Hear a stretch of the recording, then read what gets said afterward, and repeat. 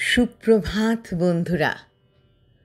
আজ 29শে নভেম্বর 2024, শুভ শুক্রবার।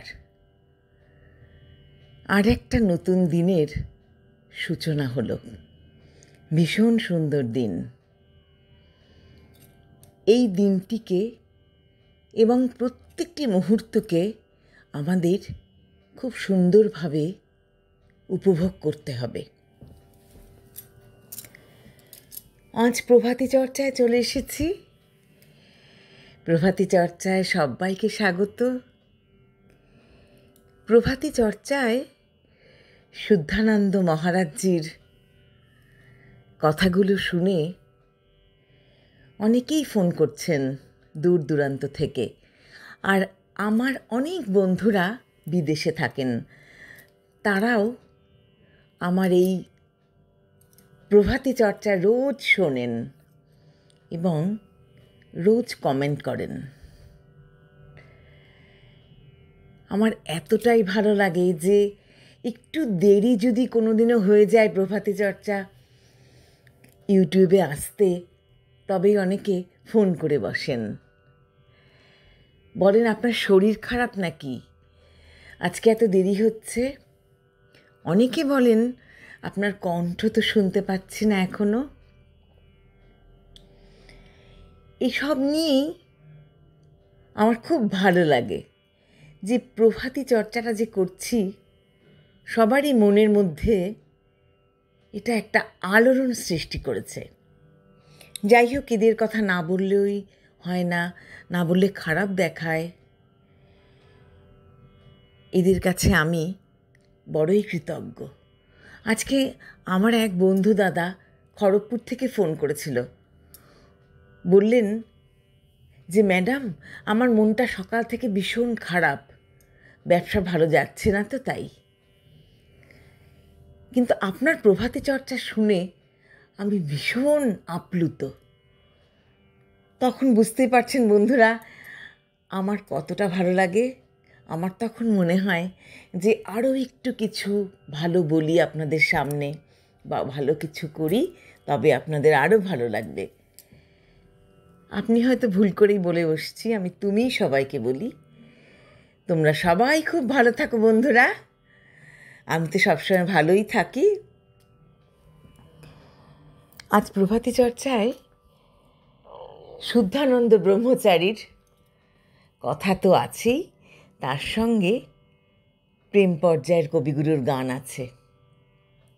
এই গানটি শুনলে বোঝা যায় না এটা পূজা না প্রেম না প্রকৃতি, সব যেন মিলে মিশে একাকার হয়ে গেছে।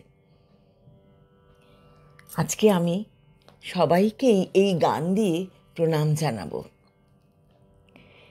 শুদ্ধানন্দ মহারাজজিকে প্রণাম জানাই, কবিগুরুকে প্রণাম জানাই, বন্ধুদের ভালোবাসা জানাই, বড়দের প্রণাম জানাই। শুরু করব। প্রত্যেক দিন কিছু সময় আয়নার সামনে কাটাবে, ভালো করে কাছ থেকে নিজেকে দেখবে। একটি শিশু তার মাকে জিজ্ঞাসা করেছিল, মা, আমরা সবাইকে দেখতে পাই, নিজেকে দেখতে পাই না কেন?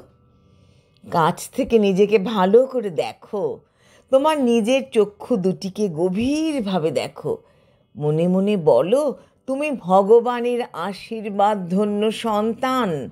দেখো তুমি কত সুন্দর, কত ভালো।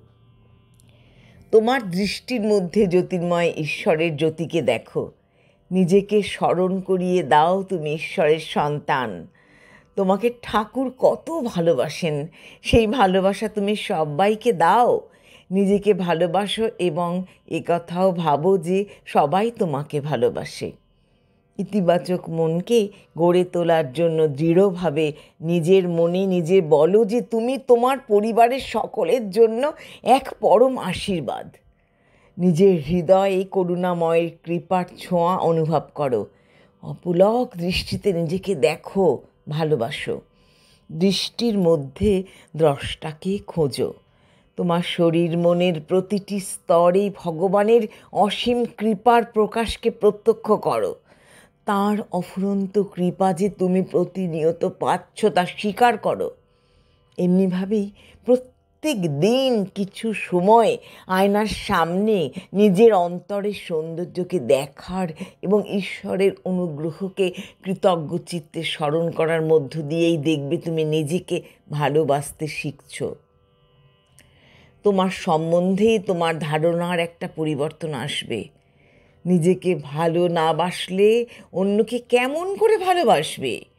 নিজের সত্তাকে হীন ভাবলে অন্যকে সম্মান দেবে কেমন করে? তোমার দৃষ্টিতে আগে তুমি উন্নত হও। বেশিরভাগ মানুষ নিজেকে ছোট ভেবে ছোট হয়ে ক্ষয় হয়ে যায়। এই অভ্যাস তোমাকে আরও সুন্দর করবে। কত অলৌকিক ঘটনাই ঘটতে দেখবে তোমাকে কেন্দ্র করে। কারণ তোমার মধ্যে সত্য, শিব, সুন্দরকে তুমি প্রতিষ্ঠা করেছ। তোমার নিজের শারীরিক এবং মানসিক শক্তি সম্বন্ধে তুমি আরও সচেতন হয়ে উঠবে।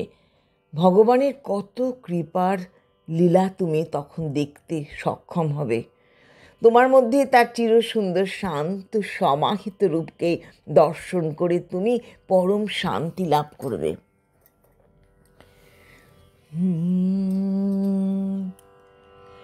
ওগো তোমার চক্ষু দিয়ে মেলে সত্য দৃষ্টি, ওগো তোমার চক্ষু দিয়ে মেলে সত্য দৃষ্টি, ওগো তোমার চক্ষু দিয়ে আমার সত্য রূপ